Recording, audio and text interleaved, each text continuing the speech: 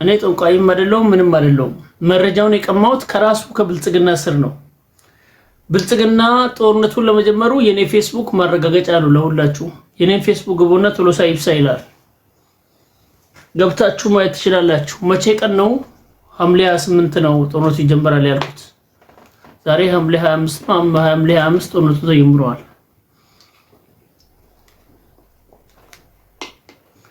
ጦርነት የሚደገፍ ነገር አይደለም። ግን ላለመሞት ግን ከሰይጣን ጋር ትቆማለህ። ከሰይጣን ጋር አይደለም፣ ከህወሓት ከፋኖ ከኦላ ጋር አይደለም፣ ከሰይጣን ጋር ትቆማለህ። አሊ ሰይድ ጉረኛ ነህ ከምትለኝ ቶሎሳ ኢብሳ በልና ፌስቡክን ሰርች አድርግና ሐምሌ 28 ጦርነቱ ይጀመራል ብዬ የተናገርኩበትን ቀን ወደ ኋላ ተመለስና የዛሬ ወር ሊሞላው ነው። ያንን መረጃ የነጠቁት እንዴት ነው? ምሽግ ቁፋሮ ስትቆፍሩ መሳሪያ ስታመላልሱ በግልጽ በዚህን ቀን ኦፕሬሽን ወስዳለን ብላችሁ ስትነጋገሩ ምን ያላችሁትን ያን ሁሉ መረጃ ኮን ይዤ ወጥቼ በኮንፊደንስ ፌስቡክ ላይ ጻፍኩት። እና ሰርግና ምላሽ ነበራችሁ እንዴ?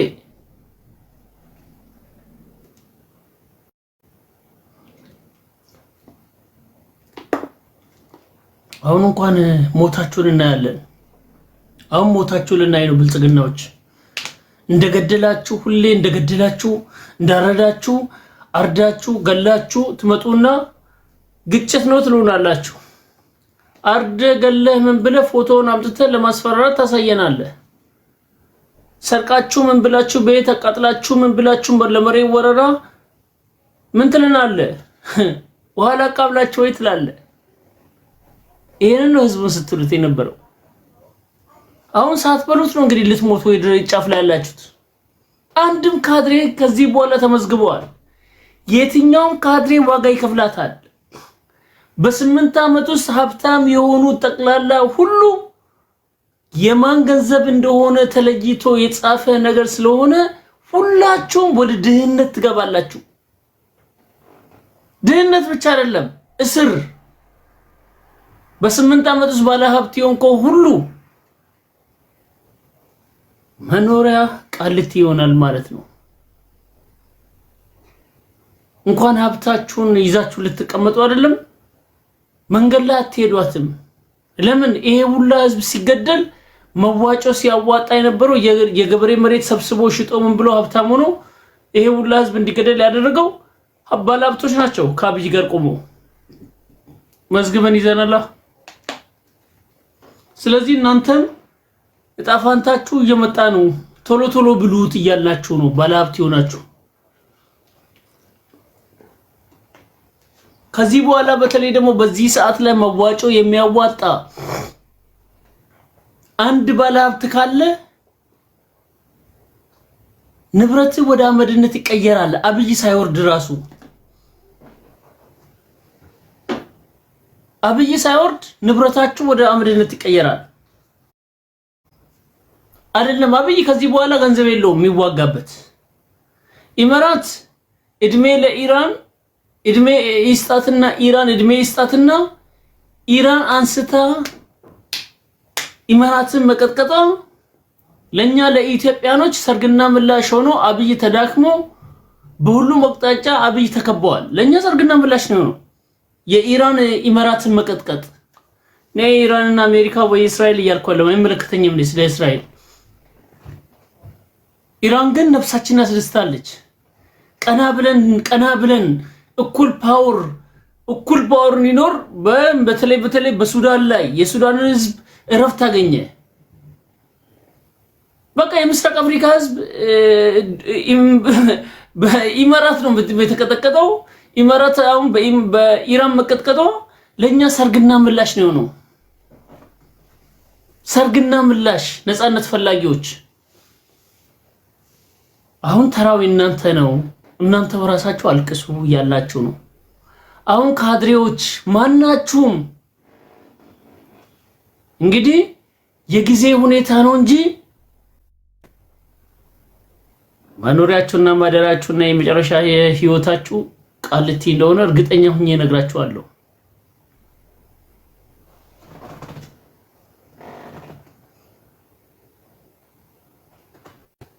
በእርግጠኛነት ነው የምነግራችሁ። አይዟችሁ፣ የእናንተ መኖሪያ ቃልቲ፣ ከቃልቲ በኋላ ወደ እግዚአብሔር ትሄዳላችሁ። ይሄን ነው ብለው እስቲ ሰው እናስገባት ሁሌ በወያኔ ዘመን አድርገ ነበርና መሰግናና አሁንም ተፈጥሮ ነው ጀለሲ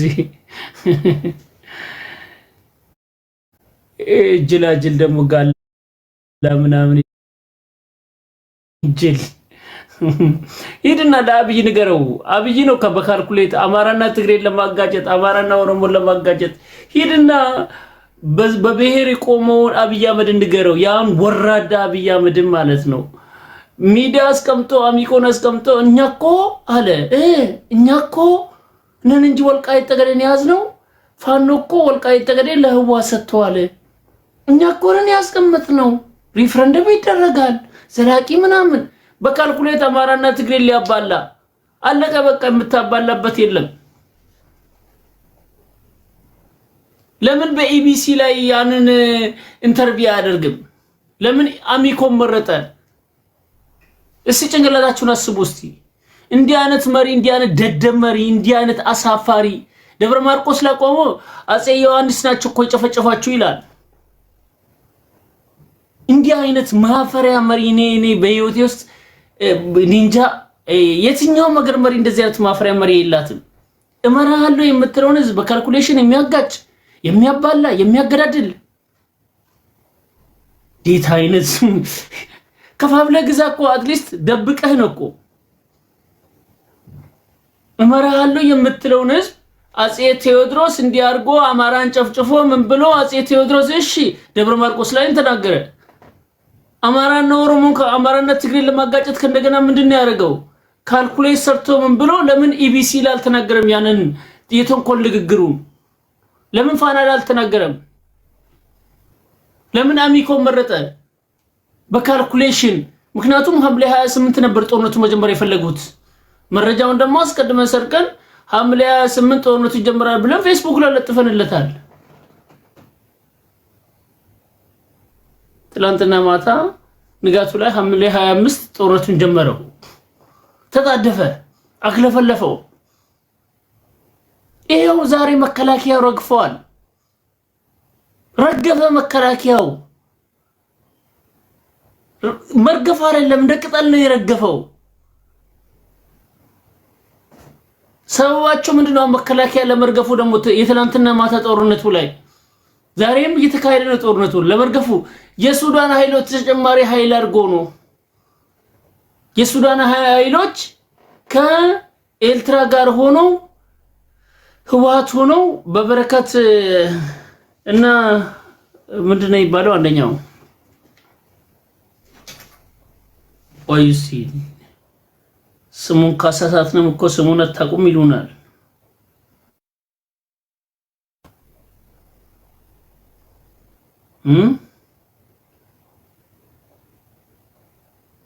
በመከናዝ ጭምር ነው ጦርነቱን እያደረጋችሁ ያላችሁት። በሸረሪና በበረከት ነው። አሁን ከሰዓት ላይ በረከትን ተቆጣጥሮታል። ሽረሪና በረከት ጦርነቱ ተጀመረው ሽረሪ ላይ ነው። የብልጽግና ካንትኖች አብዶ ጋር መዳረግ ነው። ኧረ እባክህ አትለንም። ዶጋመድ ማድረግ ብችሉ ኖሮ እኮ ቤኒሻንጉል ላይ ነበር እኮ ኩምሩክ ላይ ዶጋመድ ማድረግ ብችሉ ኖሮ እኮ ከኩምሩክ በላይ ያለውት ነበር። በረሃት ኦኬ፣ በረከት አይደል? በረሃት ኦኬ። በረሃትን ተቆጣጥሮታል። የበረሃት እንዳለ ኮሪዶሮቹ ሁሉ በህወሓት ቁጥር ስር ሆነዋል። በጣም ሰፊ ነው። በረሃው ራሱ በጣም ሰፊ ነው። ከሁመራ ጀምሮ እስከ ላይ ድረስ። እሺ ማታቁን ጦርነቶችን አቀመሳችኋ።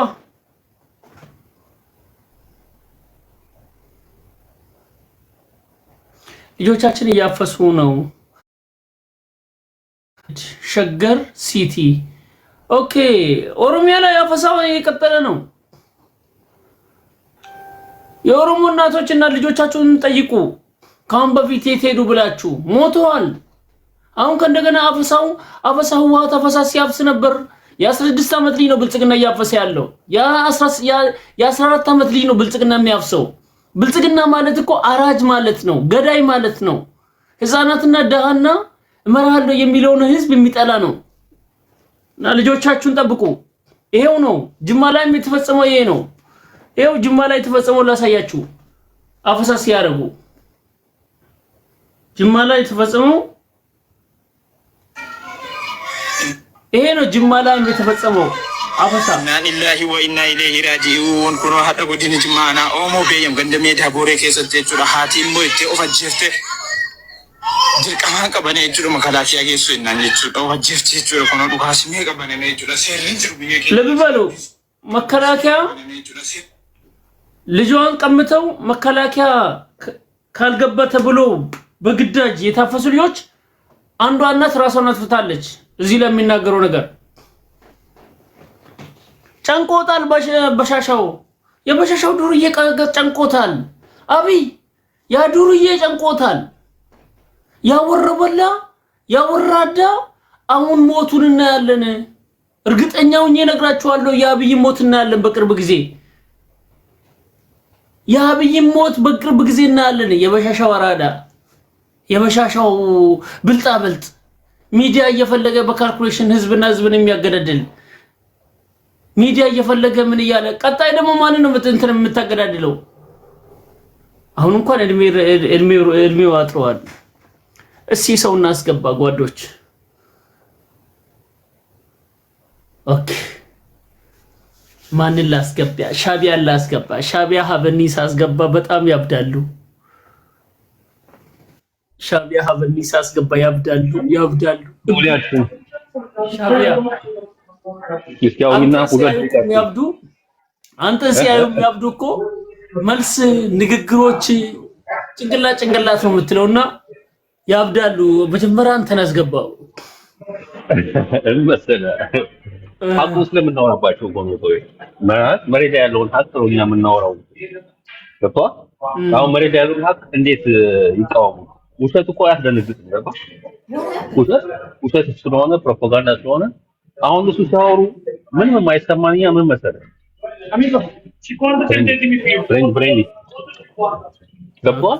እና እነሱ ሲያወሩ ምንም የማይደንቅ ለምንድን ነው? ባባይነት ያደረገው ለምን የማይደንቅ እየወጣ ነው? ለምን መሰለህ የማይደንቅ ነው? እነሱ የሚያወሩት ውሸት ነው። ደውቶኝ ነው ተለማምደነዋል። ውሸት ነው እነሱ የሚያወሩት። ለምደነዋል ደግሞ ውሸታቸውን። እኔ በቃ እንትን ነው የሚያደርገኝ፣ እንደዚህ ያስቀኛል። እግዚአብሔር ነው የምልህ። እንዲህ መሬት ያለውን የዛሬውን ድል አልሰማም እንዴ? እንዴት ወጥ በወጥ እንዳደረግናቸው እሱ አንዴ ረጋ በል ምን ረጋ አላለ? ብልጽግና ገጥመን መስሎኝ እኮ ይኸውልህ ልንገርህ፣ እኔ በእርግጠኝነት ነው የምነግርህ። አሁን እኛ ይሄ ነገር ተጀምሯል አይደል? በቃ ብልጽግና ወደው ማሀጀር መድፍ ተኮሰ ብለን መግባት እንችላለን። ገብቶሃል? ከዚህ በፊት ህወሓት እንደዚህ ያደረጋል የሚባለው ኦኬ፣ ብልጽግና ወደው ማሀጀር መድፍ ተኮሰብን ብለን መግባት መብት አለን። ስለዚህ እዚህ ጋር ብልጽግና ማወቅ ያለብህ አቅምን እናውቀዋለን። እዚህ ጋር ቲክቶክ ነው፣ በእርግጥ ቲክቶክ ነው። እኔ አወራው አንተ አወራ የሚመጣ ለውጥ የለም። ግን መሬት ላይ ያለው ሀቅ ሌላ ስለሆነ በቃ እንትን ያደርገናል። ምንድን ነው የሚባለው? በጣም ፋን የሚያደርገን በጣም ያስቀናል እናንተ ንግግር። በእርግጠኝነት የምነግርህ ግን ትጎዳለህ፣ ብልጽግና ትጎዳለህ። ከስልጣን መጎዳት አይደለም ይጠፋል እንጂ ከምድረ ገጽ ምንድነው መጎዳት? ይጠፋታል። ቶሊ አሁን እኮ አለ እኮ ማለት አይቻልም። ይሄ ስርዓት እኮ አለ አይባልም። በአሁኑ ሰዓት አስበው፣ በአራቱ ማዕዘን የጠላት የውጭ ወረራ እኮ አይደለም። የውጭ ወረራ ቢሆን እኮ የኢትዮጵያ ሕዝብ አንድ ሆኖ ይመክተዋል። የኢትዮጵያ ሕዝብ የተነሳበት ይሄን መንግስት ገብቷል። አሁን ይሄ መንግስት እኔ ስርዓት ነኝ ኢትዮጵያ እያስተዳደርኩ ነው ማለት ይችላል? በምን በየትኛው ሞራሉ ማንን ነው የሚያስተዳድረው? የተወሰኑ ተጠቃሚ ኃይሎች አሉ እዛ ስራ ላይ አሉ። በቃ እነሱ ናቸው የሚከፋቸው። የኢትዮጵያ ህዝብ አይከፋውም ይሄ መንግስት በመነሳቱ። ስለዚህ ጋር መተን ወጥ አደረግናቸው እና የምትለው እሱ እንደ ጊዜ አንዴ ወጥ አድርገሃል ወይስ ወጥ ቁስለኛ የሻዕቢያ ቁስለኛ ራሱ ተይዟል። አንተ ሌላ ታወራለህ። አንተ አሜሪካ ቁጭ ብለህ ቀልድ። ምን አሜሪካ እዛ ግንባር ነው ያሉት። እንዳንተ አሜሪካ ውጥቼ አይደለም። ቶሌ አንድ ነገር ንገረህ፣ ወልቃይትን አታገኝም። የመርካቶ ገበያ መሰለህ ጀለሴ። ቆይ አንዴ ተራ ሲደርስ ብቻ ነው የምታወራው። አስገባንህ እኮ ብልጽግና ሆነ። እኛ እኮ ራሳችን ብቻ ማውራት እኮ እንችላለን። እኛ እኮ በጣም የዋህ ስለሆን እኮ ነው የምናስገባችሁ ብልጽግናዎች። የትም ቦታ እኮ ማስገባችሁ የተቃዋሚ ቦታ ላይ ተሳስገባችሁ። ስማ እልቁንስ 4 ነጥብ አንድ ነገር ከመናገር በፊት ጦርነቱ የተጀመረው ዛሬ ጠዋት ላይ ነው። ጦርነቱን ለመጀመሩ ደግሞ ብልጽግና ለመጀመሩ የራሴ ፌስቡክ ኤቪደንስ ይሆናል። የዛሬ ወር ነው ሐምሌ 28 ጦርነቱ ይጀመራል ብዬ ፌስቡክ ላይ ያለጠኩት። ከዛ በኋላ ቀኖቹን እየቆጠርኩ ዘተንሳይ አለ አይደል ፌስቡክ ላይ ያያችሁ ሰዎች ሐምሌ 28 ጦርነቱ ይጀመራል ያላችሁ ሰዎች አንድ ቁጥር ጻፉልኝ ታች ላይ። እኔም አይቼዋለሁ ቶኒ። እኔ በጣም ነው የገረመኝ። ያያችሁ ሰዎች አንድ ቁጥር ብቻ ጻፉልኝ፣ ሌላ አይደለም። ከዛ በኋላ መረጃውን ከየት እንዳመጣው ነግራችኋለሁ። የኔ ፌስቡክ ላይ ያላያችሁ ሰው ደግሞ የኔ ፌስቡክ ላይ ቶሎሳ ይፍሳ የቲክቶክ ስሜና ፌስቡክ አንድ ነው። ሂዱና እዩ። 23ኛ ቀኔ ነው መጻፍ ከጀመርኩ ሐምሌ 28 ጦርነቱ ይጀምራል ብዬ። ይሄንን መረጃ ከየት ያገኘሁት? ከደህንነቱ ስር ነው። ሐምሌ 28 ጦርነቱን ብልጽግና ለመጀመር ኤቪደንስ ከራሱ ቤት ውስጥ ገብተን የደህንነት መስሪያ ቤት ውስጥ መረጃውን ሰርቀን አውጥተን ፌስቡክ ላይ ለጠፍኩኝ። አንተ ዛሬ ደበደብናቸው ትላለህ። ወደ 4 ነጥብ ደግሞ እንምጣ። ዛሬ ያላየህም አቀመስናቸው፣ ደበደብናቸው። ተዘጋጅታችሁበት ነበር። ጦርነቱን ጀመራችሁት፣ ሸረሪና ተሸነፋችሁ። ወደ በረከት ሄደ ጦርነቱ። ያ ደግሞ ማለት ኤርትራ ላይ አንድ መድፍ ተኮስክብኝ ብሎ ኤርትራ አሁን መግባት ይችላል ጦርነት ውስጥ። የመድፍ ጥይት ብቻ አይቶ ዛሬ እኮ 26 ነው። ሐምሌ 28 ነው ያልኩኝ። ገና ሐምሌ 28 ያልኩበት ምክንያት እኔ አስቀድሜ ነው ቀኑን ወደዛ ትንሽ ቶሌ ገጥመን መስሎኝ ኤርትራ መጣ፣ ግብጽ መጣ፣ ማንም ይምጣ እንዴ ሬዲ ነን እኮ በቃ። አንተ ራስህ ካለበት ሀገር ታስረህ ትመለሳታለህ። 4 ነጥብ እርግጠኛ ሆኜ እነግርሃለሁ። አሁን ቪዲዮን አትከፍትም። ቶሌ ንግግራችን ጥሩ እንዲሆን አንተም ታወራና ሌላው ሚውት እያደረግ 5 ደቂቃም 3 ደቂቃም እንትን ሀሳቡ እየተዘዋወረ ይላል። ይቅርታ። ኦኬ 4 ነጥብ ቀጥል። ብልጽግና ይቀጥልሽ እንስማው። ኦኬ ቴንክ ዩ። ያው ህወሓት ጀምር ያለው ብሏል፣ ጀምሯል፣ ዋጋውን አግኝቷል። እንደፈለጋችሁ ብትፎክሩ ብትሸልሉ ወልቃይትን አታገኙም። መከላከያ ዝግጁ ነው። ኢትዮጵያ ህዝብ ዝግጁ ነው። ምንም የምታመጡት ነገር የለም እና የምታስቦኩትም የምታስፈራሩትም የለም። ለግብፅና ለኤርትራ መላላክ ካልሆነ በስተቀር ምንም የምታመጡት ነገር የለም። ጨረስክ? ጨርሻለሁ። ምንም የምታመጡት ነገር የለም። አሁን ለቅልሃለሁ በቪዲዮ ደግሞ አሜሪካ ነው ያለሁት ትለኛለህ። እኔ እዛ ግንባር ነው ያለሁት። አንተ ኦኬ ኒውት አድርግ በቃ። አሁን ምንም አታመጡም። ትናንትናናችሁ ምንም አታመጡም። ወይ ያለ ብለህ ትወርዳለህ። ቀጣይ ተረኛ ማን ነው? ከላይ አረንጓዴ፣ ቢጫ፣ ቀይ። እሺ እውነት ለመናገር የብልጽግና ባህሪ ነው ይሄ። እዚህ ሰው ያየንበት ፉከራና ቀረርቶ ነው። በነገራችን ላይ በጣም አድናቂ ነኝ ቶለሳ። እውነት ለመናገር ጀግና ነህ። ያው የተወሰነ ጊዜ ትንሽ እንትን ቢኖርም ያው የራስ የግል የገጠመህ ነገር ብዙ ነገር አለ። በጣም ጀግና ልጅ ነህ። ያጋራኸው ነገር በጣም ገርሞኛል። እና ምንድነው አሁን እንዳልከው ነው አንድ የቀበሌ ወረዳ ማስለቀቅ የማይችል እንኳን ሻቢያን ሱዳንን ትዲፍን ገጥሞ ወፍ የለም። እውነት ለመናገር በቅርቡ አርቆ እንደቆፈራ አርቆ ይቀበራል። ይሄ ግልጽ ነው። ይሄ መለፍለፍ ምናምን አይደለም። ትጥቅ አስፈታለሁ ብሎ አማራ ክልል የገባው ትጥቁን ሳይሆን ነው በ15 ቀን እንጨርሳለን እንጂ በ15 ቀን ጦርነቱን እንጨርሳለን ሙሉ በሙሉ አሉና እነ ጀነራል አበባው ሚሊሻ ብርሃኑ ጁላ ፎከሩ። የፎከሩትን ፉከራ አስታውሰው እንጂ በሳምንት እንደ ህወሓት ነው ቀጥቅጠን የምናንበረከከው ብሎ ገባ። ተንበርክኮ ያው በንፎቅቁ ነው የሚሄደው። እንደ በግ እየታጎረ እንጀራ እያበሏቸው ነው። በነገራችን ላይ ውሃ በቃ ያላቸውን ስራ ወንዝ ወስደን ነው እንደ ከብት የሚጠጡት። በዚህ አጋጣሚ ወንዝ እየሄዱ ነው። እና ምንድነው ውርደት ነው። የወራዳ ብልጽግና የኢትዮጵያን ህዝብ አዋረደው። እና መንደር ለመንደር ሊጥል የሚደፋ እህል የሚያቃጥል ሴት የሚደፍር ንብረት የሚያወድም የበሻሻ ወራዳ ትናንትና ደግሞ አዲስ ትርክት ይዛ መጣች። ለማያቆስ ታጠኝ ይሉስ አንዳንድ ሽማግሌዎች እንዲህ ይላሉ። ይሉሽም ባልሰማሽ ገበያ ባልወጣሽ ይላሉ። የአማራ ህዝብ እንደስተዛሬው ከአብይ ጎን ሆኖ ሌሎችን ይገጥምልኛል ብሎ የተቻለውን ተፍረምርሟል። እውነት መናገር ወፍ የለም። እኔ በማቀው ከምንሻ ከግል ጥቅመኛ በስተቀር ከሱ ጋር የሚሰለፍ የለም እንደድሮ የአማራ ወጣት ማለት ነው። እና የሚገርምህ ነገር አንድ የሚሰለፍ ከሱ ጋር የለም። አንድ ለምን ምን ነው እንደው ዛሬ ባደረገው ነው የሚለው ሰይጣን እንኳን ጀለሲ አንተ ማሳጥረው ተራ በተራ ያልገደለው የለም። exactly አብይ ጋር ሊሰለፍ አይችልም። እኮ ምርር ብሎ ሁሉም ወጥቶ እኮ በአሁን ሰዓት ላይ ከጽንዶ ጋር ቆማለሁ የሚል በሁሉም ልብ ውስጥና በጭንቅላት ውስጥ አለ። ከፋኖ ጋር ቆማለሁ የሚል ማንኛውም ኢትዮጵያዊ ብጠይቀው ይሄ ነው። መቼ ነው ፋኖ የሚመጣው? መቼ ነው ዋት የሚመጣው ነው? እውነት ነው።